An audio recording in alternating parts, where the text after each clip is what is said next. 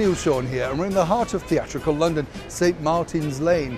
But today we're going to go behind the scenes with memories and thoughts, of course, of a wonderful, splendid theatre, that of the London Coliseum. It opened on December the 24th, 1904, designed, of course, by the wonderful theatre architect Mr. Frank Matcham, along with theatrical impresario Oswald Stoll. It's been everything: a cinema, a theatre, a palace of varieties, and currently it's home to the English National Ballet and Opera. So let's remind ourselves all about this wonderful and splendid theatre. So here we are on, of course, the main stage here at the Coliseum. It's an amazing place to look around, and of course well worth coming to see any production just to look at this magnificent theatrical architecture.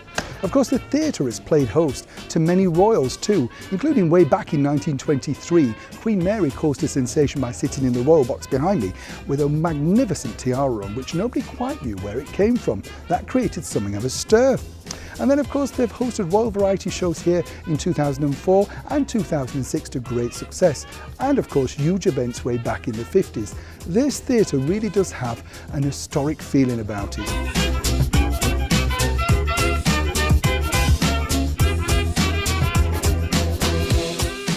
Now, one of the most spectacular events that happened here at London's beautiful Coliseum on the stage behind me was in July 1930, where they brought television, that's right, television to the stage. And it was demonstrated by none other than the creator, Bird. Yeah, he came on stage and actually discussed the great things about why television would be the latest new invention, and in fact we may not all be going to the theatre. Of course, he was proven wrong, but he did kind of get himself proven right that television was, of course, a spectacular success. And you had to pay to come in and watch this demonstration, so proof, of course, that people will actually come to watch other people doing nothing on TV. It's rather like 2018, really, isn't it? Now, the beauty about the Coliseum is like this, you know, you wander around the place and you see all these wonderful bars and little nooky areas and stuff that people have enjoyed for over 100 years.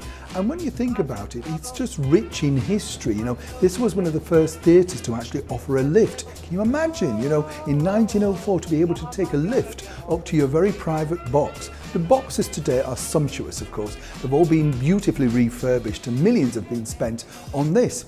But way back in 1933, one of the biggest hits here at the Coliseum was a huge star indeed. None other than a very furry sort of guy. Yeah, King Kong.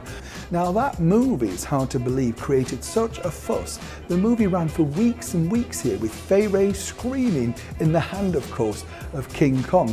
Now that sort of changed the fortunes of the theatre. But again, by the late 30s, it was in other sort of hands. You know, it went to the Sadler's Wells for a while. And then in 1963, MGM decided not to bother with its lease, and of course Cinerama took over. Now they had a go, but it's a colossal place to fill. One of the biggest successes, of course, though, was none other than one of my favourite stars, the legend that is Tommy Steele. And he told me when he was here in the late 50s, he did an incredible run in a pantomime with Cinderella.